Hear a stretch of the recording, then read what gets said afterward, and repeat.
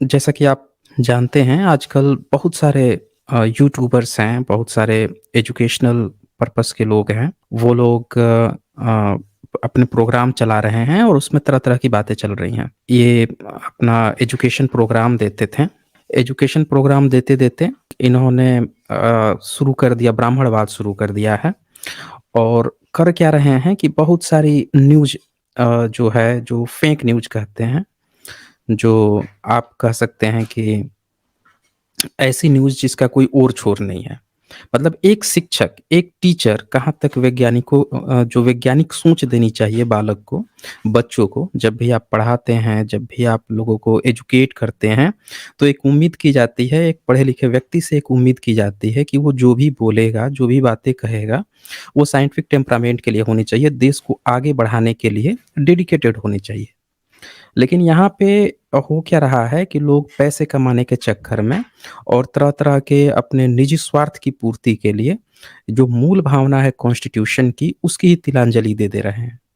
और धड़ाधड़ वीडियो बनाकर और प्रोपेगेंडा पर प्रोपेगेंडा किए जा रहे हैं और पूरे मास जो पब्लिक है, उसको गुमराह किए जा रहे हैं। मैं आप लोगों को कुछ सैंपल दिखाना चाहूँगा। आप गाइस बता हनुमान दीजिए जी के अलावा साउंड आ बहुत पा ही कम रही है ऐसे आप भक्त लोगों हैं को? जिन्हें प्रभु श्री राम और श्री कृष्ण दोनों का सानिध्य मिला हो और उनमें से एक थे जामवंत जी जिनके जन्म के बारे में कहा जाता है कि समय बनने से पहले ही उनकी उत्पत्ति ब्रह्मा जी द्वारा हो गई थी। वो साउंड इतने क्लियरली आ बलशाली रही है थे कि आप उनके लोगों को? शरीर में 1 करोड़ शेरों की शक्ति थी अच्छा, और अभी उनके भी शरीर का इको आ आकार रहा है। कुंभकर्ण से तनिक मात्र ही कम था। उनकी ताकत का अंदाजा आप इस बात से लगा सकते हैं कि समुद्र मंथन के अच्छा, समय इको आ जामवंत जी रहा ने है। अकेले के दम पर अब ज़रा बताएँ क्या अब भी इको आ कर रहा दिया है? था और इसी बेहिसाब ताकत के चलते एक बार उन्हें अपने बल पर घमंड भी हो गया था। तो उन्होंने द्वापर युग में श्री कृष्ण को ही युद्ध की चुनौती दे डाली, जहां उन्होंने अपनी वृद्धावस्था में भी श्री कृष्ण के सामने 3 हफ्ते तक तो यहाँ पे साथियों आप लोगों ने सुना कि ये क्या किए हैं कि एजुकेशन के नाम पर जो काल्पनिक कहानियाँ हैं, जो पौराणिक गप्पे हैं, जो रामायण महाभारत की जो गप्पे हैं, उनको उठाकर अब प्रस्तुत कर रहे हैं। अब बताइए इससे बच्चों में क्या क्या सीखने को मिलेगा? आप एजुकेशन के नाम पर पौराणिक गप्पे उठाते हैं और उनको परोसने लगते हैं। दरअसल हम लोगों को जब भी हम बच्चों को एजुकेशन देते हैं तो हमें ऐसा कहा जाता है कि हमारा जो एजुकेशन का जो सिलेबस डिज़ाइन होता है उसमें कौन-कौन से सब्जेक्ट होते हैं। एक तो साइंस होता है, सभी पेरेंट्स चाहते हैं कि हमारे बच्चे साइंस पढ़ें, साइंटिफिक टेम्परामेंट वो हमारा कॉन्स्टिट्यूशन भी कहता है। इसके इतर और भी चीज़ें होती हैं, सोशल साइंस होता है। तो सोशल साइंस में आप जियोग्राफी भी पढ़ सकते हैं, हिस्ट्री भी पढ़ सकते हैं, आप इकोनॉमिक्स भी पढ़ते हैं, नागरिक शास्त्र पढ़ सकते हैं। और इसके अलावा भी कुछ सब्जेक्ट्स हैं, लैंग्वेज हैं, तरह-तरह की लैंग्वेज आप पढ़ सकते हैं, मैथ्स पढ़ सकते हैं, इंग्लिश पढ़ सकते हैं। लेकिन यहाँ पे आप देखें कि ये माइथोलॉजी पढ़ा रहे हैं।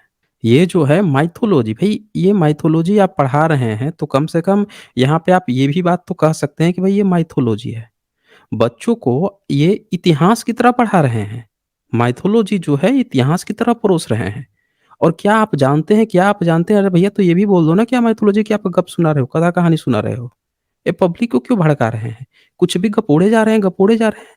ये कुछ नहीं है दोस्तों, मैं आगे इनका कुछ और कारनामे सुनाता हूँ, वो भी ज़रा सुन लीजिए। पूरे मंदराचल पर्वत को हिला दिया था। यही नहीं, रामायण के युद्ध के दौरान भी उन्होंने रावण को एक लात में ही मूर्छित कर दिया था और इसी बेहिसाब ताकत के चलते एक बार उन्हें अपने बल पर घमंड भी हो गया था। तो उन्होंने द्वापर युग में श्री कृष्ण को ही युद्ध की चुनौती दे डाली, जहां उन्होंने अपनी वृद्धावस्था में भी श्री कृष्ण के सामने 3 हफ्ते तक युद्ध किया था। गाइस, जामवंत जी बलवान होने के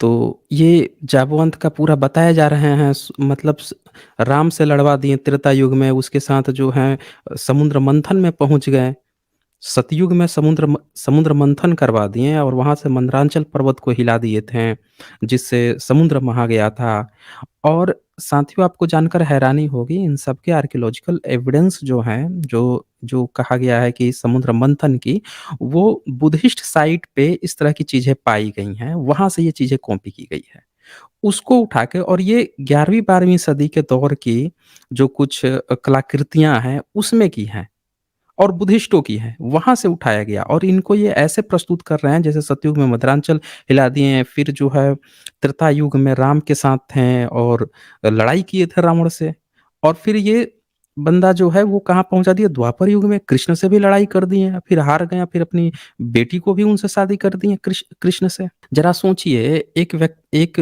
बंदा जो है जिसको दिखाया जा रहा है कि भालू है, भालू ही तो है ना? तो उसकी बेटी जो है वो भालू होगी? क्या कृष्ण ने एक भालूनी से शादी की थी? मतलब बच्चे इस पे भी तो सवाल कर सकते हैं ना? ऐसी गप्पे ये पढ़ा रहे हैं साथियों। जो व्यक्ति इतना भी नहीं बता सकता एक सिंपल चीज़ कि भई देखो सतयुग में अगर वो समुद्र मंथन किया तो सतयुग की तो आयु तो आप बता रहे हो कि भई 18 लाख साल है, त्रेता युग की 12 लाख साल से ज़्यादा है और फिर द्वापर युग की बता रहे हो कि 8 लाख साल से ज़्यादा है और कलयुग की 4 लाख। एक व्यक्ति तीनों कालखंड में रह गया। है जी भाई साहब, कितनी आयु होगी उसकी और उसकी बेटी क्या होगी? इंसान की होगी।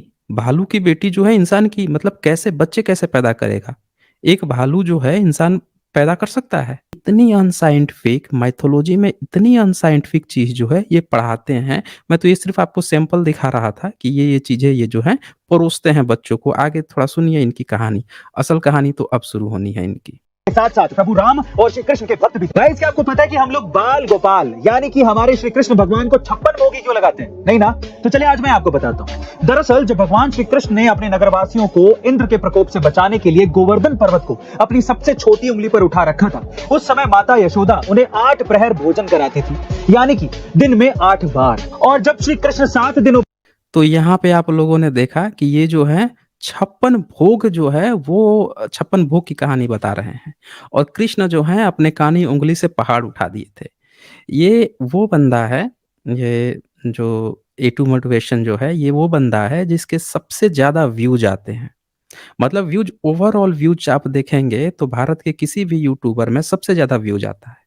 और ये बंदा इस तरह की गपूर्ण लीला जो है बच्चों को परोस रहा है, पब्लिक को परोस रहा है कि कोई व्यक्ति जो है कानी उँगली पे पहाड़ उठा दिया था। 56 भोग इसलिए बनता है क्योंकि वो जब पहाड़ उठाया था तो उसकी माता रोज़ उसको खाना खिलाती थी। अब पहाड़ उठाया तो 1 हफ्ता तक गायब था तो इसीलिए उसकी माता जो है 8 इंटू 7 56 मतलब जो 7 दिन नहीं था तो 8 से मल्टीप्लाई कर दी और दुगुना 4 बार खिलाती थी तो अब 8 गुना खिला के और 56 जो है 56 गुना उसको खिला दी थी इसीलिए वो 56 भोग पड़ गया। मतलब ये लॉजिक देख लीजिए इस बंदे का। ये बंदा जो है इसका लॉजिक सुन के कोई माथा पीट ले। बाद घर पहुंचे तब माता यशोदा ने उन 7 दिनों के 8 प्रहर का जोड़कर 56 भोग बाल कृष्ण को खिलाए थे और तब से ही श्री कृष्ण को 56 भोग लगाए जाते हैं। जय श्री कृष्ण। गाइस क्या पूरी दुनिया तो सुन लिया आप लोगों ने तब से 56 भोग लगाए जाते हैं। बताइए ये टीचर भारत में आजकल टीचर लोग जो हैं इस तरह की पढ़ाई पढ़वा रहे हैं। बताइए ये बच्चा जब इसके यहाँ जब लोग पढ़ेंगे या बच्चा जाएगा पढ़ने के लिए क्या सीखेगा कि 56 भोग की शुरुआत कहाँ से हुई थी? अरे ये तो एक छोटा-सा बच्चा भी समझा देगा कि भैया 56 भोग जो हैं, वो अलग-अलग तरह के व्यंजन होते हैं। ना कि एक ही दिन में जो 4 बार खाया जाता है, उसको 7 से उसको 8 दुगुना कर दो और फिर 8 से मल्टीप्लाई कर दो, ऐसा नहीं होता है। हैं? ये बंदा जो है, अलग ही कहानी सुना दिया। तो इस तरह से आप देख रहे हैं कि ये टीचर की क्वालिटी है। मैं ज़्यादा इस पे क्लैरिफ़िकेशन नहीं दूँगा, आप लोगों को सुना दे रहा हूँ, आप लोग खुद ही कन्क्लूड कर लीजिए कि ये बंदा जो है, ऐसे-ऐसे टीचर भरे पड़े हैं। ये लोग साइंस पढ़ाते हैं बच्चों को और साइंस के नाम पर देखिए क्या परोस रहे हैं। साइंस के नाम पर ही साइंस के ये लोग टीचर हैं ये। ये बंदा जो है साइंस का टीचर है और देखिए ये कैसी अनसाइंटिफिक चीज़ है। अभी इनकी तो ऐसी-ऐसी अनसाइंटिफिक चीज़ें हैं, ये बंदा तो अभी मैंने बहुत सारे इनके वीडियोज़ नहीं उठाए हैं। कुछ वीडियोज़ में तो ये बंदा सीधे-सीधे जो ओम साउंड आ रहा है, आसमान से ओम साउंड आ रहा है, ये तक बताता है ये बंदा। ये जो है नासा ने बता दिया है। जबकि इस पर मैं ऑलरेडी वीडियो बना चुका हूँ, आप लोग देख सकते हैं, कहीं भी कोई ओम साउंड नहीं आता है और इस तरह की फर्जी चीज़ें ये बंदा बनाता है। आगे ज़रा सुनिए इनकी कहानी, थोड़ा-सा आज देख ही लेते हैं, क्या-क्या ये गपोड़पंथी फैलाते हैं। महाविनाश होने वाला है। जी हाँ गाइस, हमारे वैज्ञानिक तो यही कह रहे हैं। वैज्ञानिकों का कहना है कि साल 2100 से पहले कभी भी महाप्रलय आ सकती है और ये प्रलय अब तक की 6वीं सबसे बड़ी महाप्रलय होगी जिससे पूरी धरती का विनाश हो जाएगा। दरअसल वैज्ञानिकों की माने तो ये प्रलय इतनी जल्दी नहीं आने वाली थी, लेकिन धरती पर लगातार घट रही ऑक्सीजन ने इस तरीके की स्थिति पैदा कर दी है। वहीं दूसरी तरफ वैज्ञानिक इसलिए भी ज्यादा परेशान है क्योंकि ऐसा ही कुछ संयोग 5वीं महाप्रलय के समय भी बना था। तब तो यहाँ पे आप देख रहे हैं कि इन्होंने एक और गपोड़ लीला फैला दी कि जस्ट जो 21वीं सदी है, उसमें जो है महाप्रलय आने वाला है। अब तुरंत आने वाला है और ये छठा महाप्रलय होगा। इस बंदे ने बैठ के काउंटिंग की है कि ये छठा महाप्रलय आएगा और इस बंदे ने ये भी काउंटिंग की है कि जो 5वां महाप्रलय आया था, सुन लीजिए 5वां महाप्रलय इनका कैसे आया था। ऑक्सीजन की कमी की वजह से डायनासोर समेत 76 प्रजातियों का खात्मा हो गया था। गाइस, हमारे देश में कई ऐसे मंदिर हैं जहां पर होने वाली तो ये आपने देखा कि जब 5वां महाप्रलय आया था तो डायनासोर की प्रजाति खत्म हो गई थी। अरे भाई वो महाप्रलय नहीं आया था, वो आसमान से कहा जाता है कि धूमकेतु, एक बड़ा-सा धूमकेतु जो है वो टकराया था और उससे जो है टेम्परेचर बढ़ गया था। ये बंदा क्या लॉजिक दिया यहाँ पे कि ऑक्सीजन ही कम हो गया था और इसीलिए जीव-जंतु मर गए। अरे भाई जब धरती बनी थी ना तब ऑक्सीजन लेवल नहीं था, तब शुरू में ऑक्सीजन नहीं था। अगर शुरू में ऑक्सीजन रहता तो शायद यहाँ पे धरती पे जीवन नहीं विकसित हो पाता। बाद में धीरे-धीरे समुद्र में जो ऑक्साइड्स थे, वो धीरे-धीरे कन्वर्ट होके ऑक्सीजन में कन्वर्ट हुए हैं। और ये बंदा उल्टा ही लॉजिक लगा दिया। लेकिन वो बात एक अलग है। दूसरी बात क्या है कि ये बंदा ये बता दिया कि अब महाप्रलय आने वाला है। अरे ये क्यों फेक न्यूज़ फैलाते हो यार, महाप्रलय आने वाला है? मतलब कहाँ से आने वाला है महाप्रलय? भूकंप आने वाला है? यहाँ तो भूकंप आता है तो आज तक साइंटिस्ट जो है ऐसा कोई यंत्र नहीं डेवलप कर पाए हैं जिससे पता चल जाए कि भई सुनामी आने वाला है, भई कोई वो भूकंप आने वाला है। अभी तक कोई ऐसी डिवाइस नहीं मेजर बनाई जा सकी है जो 1-2 दिन पहले या कुछ दिन पहले बता सके। हुँ? और ये बंदा जो है बता दिया है कि 100 साल के अंदर जो है वो महाप्रलय आने वाला है। ये ₹2-2 ₹4-4 की जो कहानियाँ चलती हैं रोड छाप कि भई जैसे सन 2000 जब आने वाला था तो नास्टेरडमस का नाम लेके प्रचार फैलाए पड़े थे कि भाई भूकंप आएगा, पूरा दुनिया मिट जाएगा, ये हो जाएगा, वो हो जाएगा। इस तरह की गप्पे ये फैलाते हैं, ये साइंस के टीचर हैं दोस्तों। मैं सिर्फ़ एक झलक दिखा दे रहा हूँ ताकि आप लोग जान जाएँ कि भारत में जो साइंस का लेवल पढ़ाने वाले जो टीचर लोग हैं, सो कॉल्ड ये सवर्ण जो होते हैं उस फैमिली से आते हैं ये। तो जो मेरिट की बात करते हैं, अब मेरिट का इनका देख लीजिए इनकी कितनी बड़ी मेरिट है। ज़रा सुनिए आगे अब और इनकी मेरिट थोड़ा देखिए। ये लोग रोना रोते हैं ना कि भई आरक्षण से देश खराब हो रहा है और मेरिटधारी ये लोग हैं इनको वो नहीं मिल रहा है। इनकी मेरिट ज़रा देखिए आज। आज मैं मेरिट दिखाता हूँ। घटनाएं किसी जादू या रहस्य से कम नहीं है। और इसी क्रम में पुरी का जगन्नाथ मंदिर भी आता है, जिसके सबसे रहस्यमय बात यह है कि इस मंदिर के शीर्ष पर लगा झंडा हमेशा हवा की उल्टी दिशा में लहराता है। लोगों का मानना यह है कि इसके पीछे जरूर कोई दैवीय शक्ति है जो इस झंडे को उल्टी तरफ लहराती है। यही नहीं, तो यहाँ पे आपने देख लिया, पहले तो इन्होंने वो दिखाया एक देवीय के नाम पर एक ऐसी मूर्ति दिखाई जिसमें इन्होंने ये बताने का, हाँ, ये मूर्ति आप देख सकते हैं। इसमें इन्होंने ये दिखाने का प्रयास किया कि ये बहुत सारे चमत्कार वगैरह होते हैं। भई इसकी फैक्ट चेकिंग अवेलेबल है, हर चीज़ अवेलेबल है और ये साइंस के टीचर जो लोग हैं, ये सो कॉल्ड मेरिटधारी, ये कभी फैक्ट चेकिंग नाम नहीं करते हैं। ये जो हैं, ऐसा भी इनके बारे में कहा गया है कि एक नॉर्मल फैमिली से हैं, आप पैसा उड़ता हुआ देख के प्रोपेगेंडा में फँस गए हैं, पैसा मिल रहा है प्रोपेगेंडा फैलाने का, फैलाए पड़े हुए हैं। अरे भाई एक बार फैक्ट चेकिंग तो देख लीजिए। एक बार जब पढ़ाते हो, टीचर है, अक्ल तो आप पे भी होगा, अक्ल तो सब पे होता है, तो अक्ल तो कोई बेच के नहीं खाएगा ना, अक्ल तो रखे होगे ना, एक बार फैक्ट चेकिंग कर लेते। ये मूर्ति आप देख रहे हैं, ये इस पे क्या दावा किया जाता है कि जब यहाँ से कुछ इसे नहलाया जाता है तो इनकी आँखें बंद हो जाती है। ऐसा ये लोग दावा करते हैं। लेकिन सच्चाई ये है दोस्तों कि ये जो मूर्ति है इसकी आँखें कभी नहीं बंद होती है। जो ऊपर से जो ये आ रहा है, ये कलर वग़ैरह आ रहा है या जो भी चीज़ से नहलाया जा रहा है, दूध से या हल्दी जिस चीज़ से भी नहलाया जाता है, तो आँखों के ऊपर एक लेयर आ जाता है, इसीलिए ऐसा लगता है कि आँख अब बंद हो गई है। आँख हमेशा खुली रहती है। इसकी भी फैक्ट चेकिंग बहुत सारे अवेलेबल हैं, आप देख सकते हैं। आँखें जो हैं, आँखें कभी नहीं बंद होती है, उसके ऊपर उस चीज़ का लेयर चढ़ जाता है दोस्तों। अच्छा, इसके बाद से इन्होंने अब जगन्नाथ मंदिर के बारे में बताया। इस मंदिर के शीर्ष पर लगा झंडा हमेशा हवा की उल्टी दिशा में लहराता है। लोगों का मानना यह है कि इसके पीछे जरूर कोई दैवीय और जगन्नाथ मंदिर पे ये क्या बता रहे हैं कि यहाँ पे कोई दैवीय शक्ति है। सुन लीजिए ज़रा, दैवीय शक्ति है। क्या दैवीय शक्ति है? तो इस पे ये तरह-तरह के क्लेम करते हैं। एक तो इनका ये क्लेम है कि इसका झंडा जो है, वो उल्टा दिशा में चलता है। इनका दूसरा क्लेम है कि ये जो है, इसकी शैडो नहीं बनती है। और भी इनके बहुत सारे क्लेम हैं। पूरा क्लेम इनका सुन लीजिए लगे हाथ, फिर हम बताते हैं आपको इनकी सच्चाई क्या है। शक्ति है जो इस झंडे को उल्टी तरफ लहराती है। यही नहीं, इस मंदिर के ऊपर कोई प्लेन तक नहीं उड़ सकता क्योंकि ये मंदिर नो फ्लाई जोन में आता है। लेकिन हैरानी की बात यह है कि इसके ऊपर से कोई पक्षी भी नहीं उड़ सकता। वहीं इस मंदिर का वास्तु भी कुछ ऐसा है कि दिन के किसी भी वक्त इस मंदिर की परछाई किसी भी दिशा में नजर ही नहीं आती है। इतना ही नहीं, मंदिर के ऊपर लगा अष्ट चक्र यानी कि 8 मेटल से बना चक्र भगवान विष्णु के सुदर्शन चक्र का प्रतीक माना जाता है और इस पर आज तक कभी भी जंग नहीं लगी है। वहीं अगर आप मंदिर को शहर के किसी भी पॉइंट से देखेंगे तो हमेशा आपको इस मंदिर का सामने का हिस्सा ही नजर आएगा। बहरहाल मंदिर की ये सारी बातें आज तक लोगों के लिए एक रहस्य बनी हुई है। एक बार चाणक्य के घर तो साथियों यहाँ पे आपने देख लिया कि इन्होंने पूरा का पूरा यहाँ पे गपोड़ फैला दिया कि इसको कहीं से भी आप देखेंगे तो आपको सामने वाला ही फ्रंट दिखाई देगा। फिर इन्होंने आगे ये गपोड़ फैला दी कि इसका जो ऊपर सुदर्शन चक्र है जो भगवान विष्णु का सुदर्शन चक्र है। अब भगवान विष्णु जो है अपना सुदर्शन चक्र जो है मंदिर के ऊपर टांग के चले गए हैं। अच्छा, इन्होंने और क्या गपोड़ फैलाई कि दिन के किसी भी हिस्से में इसकी कोई छाँव नहीं बनती है। ये इनकी गपोड़ लीला है। और क्या कहा कि ये नो फ्लाइंग ज़ोन है, तो यहाँ पे कोई पंछी भी नहीं उड़ता और कोई प्लेन भी नहीं जाता है। मतलब कोई प्लेन तो नहीं जाता है, साथ में कोई पंछी भी नहीं जाता है।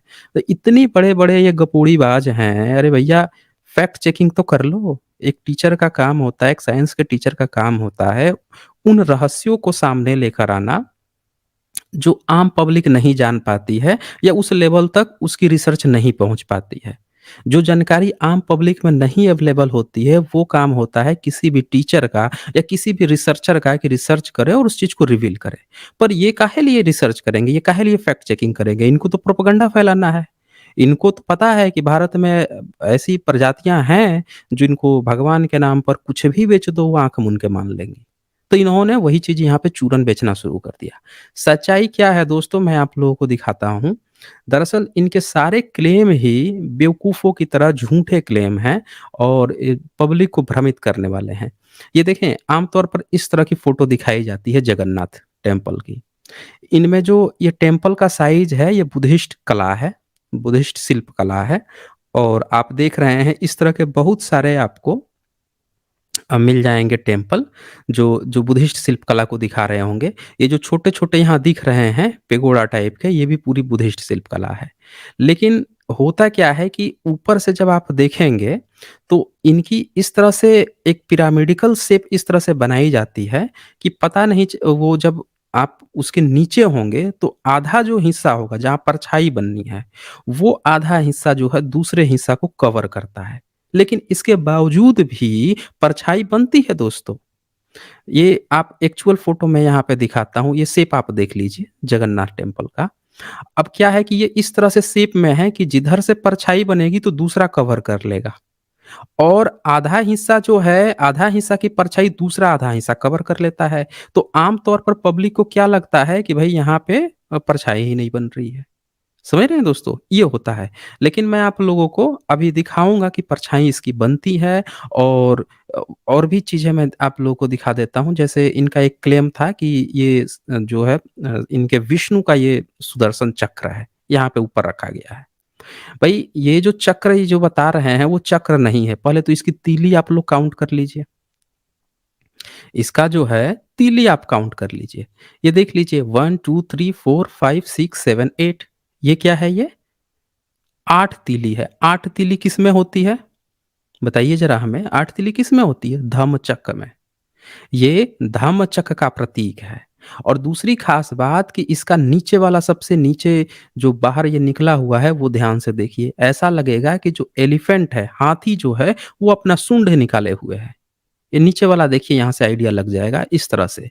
अब एलिफेंट का जो सूंड होता है वो किसी शिल्प कला में आता है, इसका मतलब कि वो बुद्धिस्ट शिल्प कला है। जो वैदिक फिलॉसफी होती है वो तो बेचारे हाथी भी नहीं देखे थे। उनको तो हाथी को जब नाम देना था तो उन्होंने उसको क्या कहा था मृगहस्ती। मृग मतलब जानवर होता है, हस्ती मतलब हाथ होता है, हाथ वाला जानवर। उनको नाम तक नहीं पता था कि इसका नाम गज हो सकता है। तो बौद्धों ने जो गज नाम दिया है, बौद्धों ने हाथी नाम दिया है, अब वो क्या कहते थे मृगहस्ती। तो शिल्पकला वैदिक तो वैसे भी नहीं है। और धम्मचक्र ये जो 8 तीली का है, ये कौन बनाता है? तो बुद्धिस्ट बनाते हैं।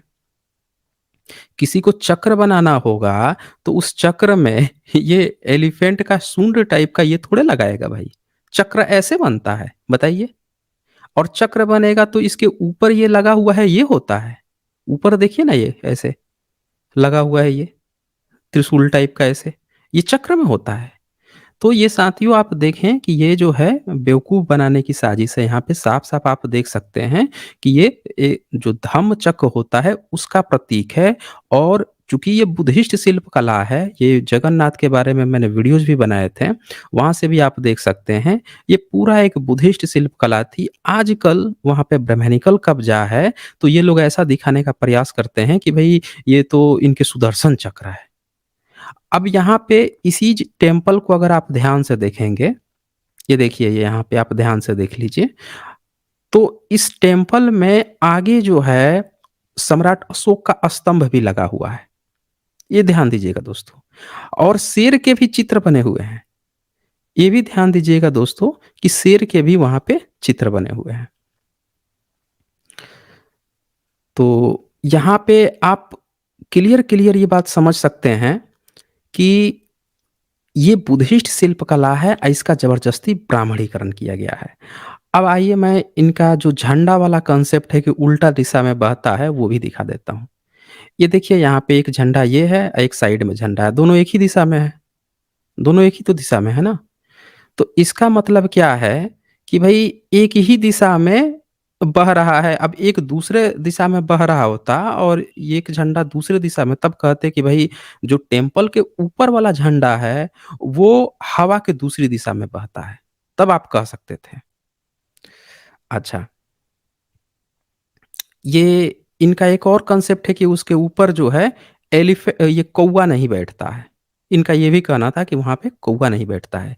लेकिन यहाँ पे कौवा बैठे हुए पाया गया है, कई बार पाया गया है। और ये देखें ये पेपर ने भी यहाँ पे आपको दिखाया हुआ है। पेपर ने यहाँ पे साफ-साफ दिखाया है कि इसमें फ्लैग पर बैठा हुआ है। देख लीजिए कलिंगा का पेपर है, इसने क्या लिखा है? ईगल फाउंड प्रीचिंग ऑन पति पबना फ्लैग अटॉप पूरी श्री मंदिरा वॉच। ये आप यहाँ पे देख सकते हैं टॉप पर। और इसने जो है आगे और भी बहुत सारी बातें लिखी है, ये भी आप देख सकते हैं। In an unusual happening an eagle was found perching on the Patita Pabana flag fixed atop Shri Mandira of Puri in Orissa. While some devotees have said it to be a bad omen, some others have said it to be a good sign. तो जो devotees हैं उनकी क्या प्रतिक्रिया रही? कोई कह रहा है कि ये बुरा होगा, कोई अच्छा कह रहा है। और यहाँ से स्नैपशॉट भी लिया गया है, ये बात भी इसने वो दिखाई है पेपर ने, सबने स्नैपशॉट लिया है। एक बार नहीं हुआ है दोस्तों, कई बार हुआ है, मल्टीपल टाइम्स हुआ हुआ है। मैं आप लोगों को कुछ और वीडियोज भी दिखा देता हूँ ताकि वो बात भी आप लोग देख ही लीजिए लगे हाथ। मैं ड्रोन से जो चित्र लिए गए हैं उनको भी एक बार दिखा देता हूँ। ये ड्रोन का है। इनका ये दावा था कि सामने से ही हर चीज़ दिखता है। ये देख लीजिए ये। यहाँ पे आप साफ-साफ देख सकते हैं कि जो पुजारी है ऊपर चढ़ रहा है फ्लैग के लिए, तो हवा उधर से बह रही है, नीचे वाला फ्लैग भी इधर बह रहा है। इसके कपड़े जो हैं इधर ही बह रहे हैं। ऊपर झंडा भी आप देख लीजिएगा, उसी साइड में झंडा भी बह रहा है। और उधर साइड में एक देखिए पंछी भी घूम रहा है। सारा चीज़ आप देख लीजिए। तो हवा जिधर बह रही है उधर को ही फ्लैग भी बह रहा है। ये लोग हमेशा ही एक झूठी बात फैलाते हैं कि उल्टा दिशा में बहता है, उल्टा दिशा में बहता है। यहाँ पे हमेशा ही झंडा जो है डेली बदला जाता है। डेली जो है झंडा डेली बदला जाता है। लेकिन जिधर को हवा बह रही है उधर को पाया गया है। अब ये देखिए ड्रोन से लिया गया है, तो मैं आप लोगों को दिखा देता हूँ इसमें और भी पॉइंट। ये देखिए ये कह रहे थे ना कि एक ही जैसा दिखेगा। ये देखिए ड्रोन घूम रहा है, तो क्या एक ही जैसा दिख रहा है? ऊपर का जो जो जिसको ये चक्र बता रहे थे, जो धम्म चक्र था, हो गया ना तिरछा। अब चूँकि ये शेप ही इसका गोल है, तो नीचे से कोई देखेगा तो वो तो एक ही जैसा दिखेगा क्योंकि गोल है। लेकिन ऊपर वाला चक्र तो डिफरेंट दिख रहा है ना। ऊपर वाला जो चित्र था वो तो डिफरेंट दिख रहा था, साफ-साफ आप देख सकते हैं। अच्छा, इसके बाद से जो है और भी मैं आप लोगों को, हाँ, ये देखिए ढेर सारे पंछी जो हैं यहाँ पे उड़ रहे हैं। 1 मिनट। हाँ, ये देखिए, ये यहाँ पे पंछी बैठा हुआ पाया गया था ये। लाइव में भी वीडियो भी बना है इसका, देख लीजिए ये। झंडे के ऊपर जो है बैठा हुआ पाया गया था। ये लोग कहते हैं कि पंछी ही नहीं बैठ सकता है। तो ये पूरा का पूरा जो है आप यहाँ पे देख सकते हैं साथियों कि किस तरह से ये लोग झूठा प्रचार फैलाते हैं और पब्लिक को बेवकूफ़ बनाने की कोशिश करते हैं। ये दिखाने की कोशिश करते हैं कि भई यहाँ पे तो ये फ्लैग जो है वही नहीं होता है, उल्टा दिशा में बहता है, पंछी ही नहीं बैठ सकता है। अरे भैया जब उसमें चमत्कार होता ना, अगर चमत्कार होता भी तो भैया उस पर ना रिसर्च बैठ गई होती। इतना देश जो है पैसे खर्चा कर रहा है, बॉर्डर पे सैनिकों को दुश्मन से लड़ने के लिए, चमत्कार तो ये मंदिर में लेके बैठ गए हैं लोग सारा चमत्कार, हैं? यहाँ पे राफेल खरीदना पड़ रहा है, इतना देश का बहुमूल्य पैसा जो है विदेशियों को देना पड़ रहा है कि भैया हमारे लिए विमान दो, फाइटर जेट दो हम लोगों के लिए टैंक दो, तरह-तरह के आयुध दो, नई-नई टेक्नोलॉजी दो, विदेशियों को पैसा चुकाना पड़ रहा है। सारा चमत्कार तो लेके यहाँ बैठ गए हैं। ये गुरुजी हैं, बैठ के बच्चों को यही गप उड़ना सिखा रहे हैं। भई हम जब यहाँ के टीचर जो हैं, जब साइंटिफिक टेम्परामेंट आपको नहीं सिखाएगा, एक बार तो जब चाणक्य के यही घर सब आलतू-फालतू की चीज़ आपको सिखाएगा, तो ज़रा सोचिए कहाँ से आप में साइंटिफिक टेम्परामेंट डेवलप होगा? नहीं होगा। जब साइंटिफिक टेम्परामेंट आप में नहीं डेवलप होगा, तो आप कहाँ से ज़रा सोचिए आप कहाँ से नई चीज़ें खोज पाएँगे, नई चीज़ें बना पाएँगे? हम भारतवासी इसीलिए तो पिछड़े हुए हैं ना, क्योंकि यहाँ साइंस का टीचर पढ़ाने वाला जो है आपको वेद ब्राह्मणवाद पढ़ा रहा है।